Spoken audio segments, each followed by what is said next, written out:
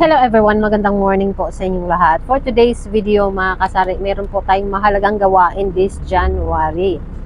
Kung ang inyong tindahan ay meron pong mga permits, huwag po ninyong kalimutang asikasuhin ang mga permits ng inyong mga tindahan. Kung bago pa lang po ang inyong sari-sari store at kung maliit lang po ito, pwedeng along the community lang po ang kukunin yung permit, like yung barangay permit. Okay na po yun mga kasari. But kailangan po meron tayong tinatawag na DTI. And yung DTI naman mga kasari ay isang beses lang natin kukunin and renewable ito for 5 years. Kaya hindi ito masyadong matrabaho. Ang pinakamatrabaho po sa isang tindahan, yearly or quarterly kapag nakakuha tayo ng BIR permit. At kasi kung ako lang po ang masusunod, mas maganda po sana na yung once a year lang na permit ang kukunin natin. Kaso lang po, tayo po ay na tax map. And alam niyo naman po na po, tayo po ay nagbabayad ng BIR. So ngayon dahil January, marami tayong obligasyon mga kasari. Bukod sa yung permit natin sa barangay, ay hindi tayo okay yan kasi every 5 years. Ang pinakamatrabaho po mga kasari is yung ating BIR. Kasi quarterly tayo dapat dito magbabayad kapag nakapaumpisa na tayo dito. So ako kasi nakapag-start na, kaya eto na talagang kaugalian ko na dapat magbabayad talaga ako ng BIR. Sa baguhan o bago pa lang na tax map, wala pang idea, just like me before, wala pa po akong idea kung ano ba talaga ang gagawin ko. At wala namang nagtuturo. Ang taga BIR, magta-tax map lang yan, sasabihin lang, magbabayad ka sa BIR, pero hindi niya sinasabi kung anong babayaran mo. So, nung una, parang struggle pa ako kung ano ba talaga ang gagawin ko, anong form ang aking gagamitin. So, eto mga kasari, i-share ko sa inyo para hindi na rin kayo mahirapan kagaya ko noon. Para constant na rin ninyong magagawa every quarter kung ano ba talaga ang dapat gawin at ano ba talagang form ang gagamitin natin dito sa ating tindahan, which is ang sari-sari store. Any form of business, basta negosyo, ito yung ginagamit nila. So, ito na rin yung ating gagamitin. So, meron tayong ginagamit mga kasari na dalawang form ito. 2551Q and 1601EQ. Ito po talaga daw ang dapat nating bayaran sa ating tindahan every quarter. So eto, ano ho ba yung 2551EQ? Yung 2551EQ mga kasari, ito yung quarterly percentage tax return. Are taxes imposed on individuals or businesses kagaya natin who sell, na nagbebenta sa sari-sari store or offering any services. So, exempted kasi tayo mga kasari. Exempted tayo sa value-added tax na hindi pa umabot ng 3 million pesos ang sales natin every year. So, ang ibig sabihin mga kasari, sa isang taon, kung ang benta natin, kung ating benta sa isang taon ay hindi umabot ng 3 milyones, tayong magbabayad ng tax. Kasi nakasaad dito, sales not exceeding 3 million pesos are exempted to the value-added tax. So, tayo yun, sari-sari store. So, yung ating i-file is 2551Q. And, kamay kasabay ito mga kasari. And, ang isa is yung 1601EQ. Ano naman yon? Ito yung quarterly remittance return of creditable income taxes withheld is used on remitting taxes that are withheld during the 3rd month of its taxable year. So, quarterly din ito. Parehas lang. And, ito. Ang pinakamaganda nito mga kasari is, magpa-compute muna kayo. Magpa-compute kayo sa nakakaalam kung paano i-compute ito. And, sundan nyo na lang every quarter sa pagre-remit sa BIR. Yun na lang ang sundan nyo. Sa akin, meron kaming nagpa-file siya sa BIR. Meron kaming bookkeeper noon, pero hininto ko na yun mga kasari kasi bukod sa magbabayad ka pa sa tax, magbabayad ka pa sa bookkeeping, yung bookkeeper. So magkano din yon, so mahal din. So ang ginawa namin is hininto na lang namin. Meron kasi akong kaibigan dito na isang parlor, barbershop siya. So kami lang dalawa nagpa-file sa BIR. So ganito ang aming ginagawa. So kagaya ngayon, dahil January, ang babayaran natin is 4th quarter na. Ayan. So, itong 4th quarter, ito nga yung dalawang form ang babayaran natin. So, ito yung itsura ng form. Lagi lang pong ganito mga kasari, huwag nyo nang babago-baguhin. Ito lang pong dalawang form na to ang dapat nating bayaran kung tayo ay, kung sakasakaling ang inyong tindahan ay natatax map, nadaanan kayo ng BIR, ito lang po ang dapat nating bayaran. Itong dalawang form na ito. Ayan. So, ito rin yung dapat nating bayaran. Mabilis lang naman itong i-fill up. Meron namang mga details dito at sundan nyo lang. Tapos, yun na yung ating ipapasa sa BIR. Ang tanong, kailan naman ang bayaran nito? Diba? So, para sa akin din noon, natataranta ako kung paano ba talagang bayaran ito.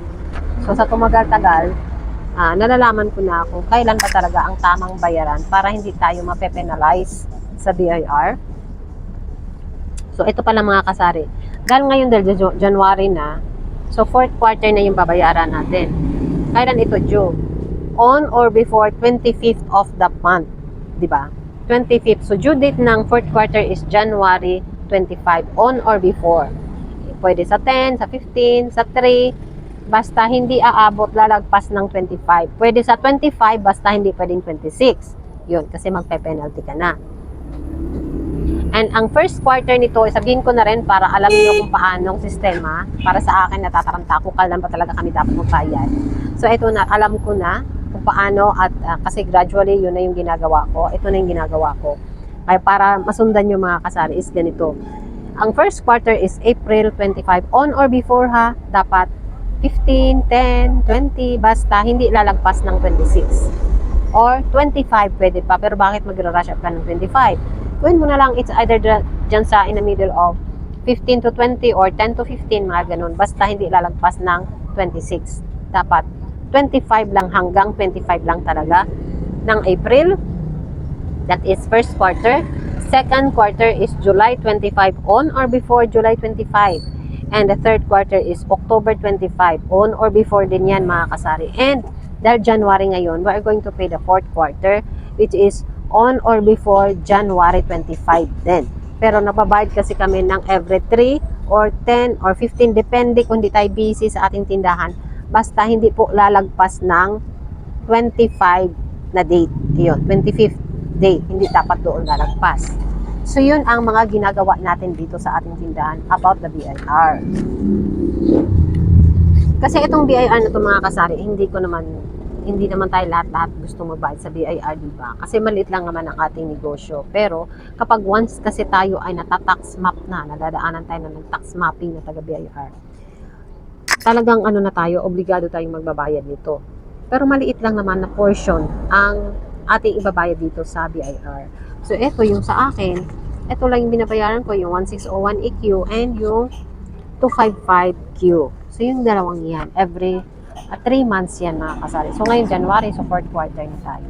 So yun, doon ako busy mga kasari. Ito yung mga busy yan portion natin dito sa ating tindahan. At kailangan hindi ko ito makaligtaan kasi may penalty ito mga kasari kapag nakalimutan mong i-remit yung dapat mong i-remit sa BIR. Kasi nakapag-start ka na. Like me, nakapag-start na kasi ako. Kaya yun, kailangan kong sundin na lang yung kung ano yung dapat gawin. So yun, meron tayong 4th quarter na babayaran ngayong January on or before 25. So dapat mga 15 siguro or 10, 8 or 9 yan, makapagbayad na ako. So mura lang naman ang binabayaran ko dito mga kasari. Hindi naman talaga masasabi mong mataas. So at least nagbabayad ka. Legal ka. Legal ang tindahan mo. Hindi masasabing hindi ka basta anuhin ng iba kasi nag-i-issue ka rin ng resibo. Ako nag-i-issue rin ng resibo, pero yung resibo ko mga kasari hindi ko naman araw-araw nagagamit. Ayoko rin sayangin kasi mahal yung resibo. Kung meron lang customer na humingi talaga ng resibo, yun ang binibigyan ko. Alangan na may bibili ng isang Piatos, bibili ng isang Nova, or bibili ng soft drinks, resibuhan mo pa. Diba? Common sense. Yun lang mga taong gusto talagang humingi ng resibo, saka ako nagre-resibo. Yun lang, kasi sari-sari store lang naman tayo. Kaya, ganun lang, hindi talaga lahat ng every customer ay re-resibuhan natin. Kung sino lang yung gustong magpa-resibo, yun lang yung aking binibigyan ng resibo. Ayun. And meron din tayong mga book of accounts na 2. So, kung magkano lang yung sales ko, yun, nilalagay ko lang doon. Kung magkano this day, ayan. Tapos, within the whole month, kung magkano na, yun lang yun. So, in kaso, titingin sila, so meron tayong papakita na ganyan ang bentahan natin. Basta, bear in mind, we are VAT exempted kasi ang ating sales is hindi umaabot ng 3 million pesos a year. Pero sa ngayon, dahil malit na naman ang tindahan natin, hindi naman tayo umaabot ng 3 milyones sa isang taon. So, yun ang required, 255Q and 1601EQ. Yun lang mga kasari. So, sana may naintindihan sa kaunting share ko for today. Pero ito mga kasari ha, super importante ito kapag ang tindahan mo ay na-tax map. Para hindi ka maliligaw, ano ba talaga ang dapat mong bayaran? Yun. O, kung magkano ba talaga, ayan. So, i-research nyo na rin kung magkano. Kung nakamagkano ka, yun ang ilalagay mo doon sa 2551EQ. And doon naman sa isa, is mas maliit lang naman din yung isa, yung 1601 na na form. So dalawa lang yun. So yun ang binabayaran ko every 3 months. Kung sa tatlong buwan nakamagkano ka, yun lang yung i-declare mo, so, di ba? Malit lang naman yun. At least tayo or ako ay sumusunod sa BIR, sa mga patakaran, mga rules, di ba? Dapat din kasi tayo mag-share kung magkano ba talaga ang naging income natin. Kasi for now, talaga mahina naman. So, mahina lang din, malit lang din ang i-declare natin. So, that's all for today's video, guys. Sana may nakuhang ideas dito sa ating pag-share. Kung ano yung ating gagamitin na form, kung paano tayo magbayad, kung kailan tayo magbayad. Sana may nakuhang idea dito sa aking konting pag-share ngayong umaga. So, see you on my next video. Thanks for watching. Bye-bye!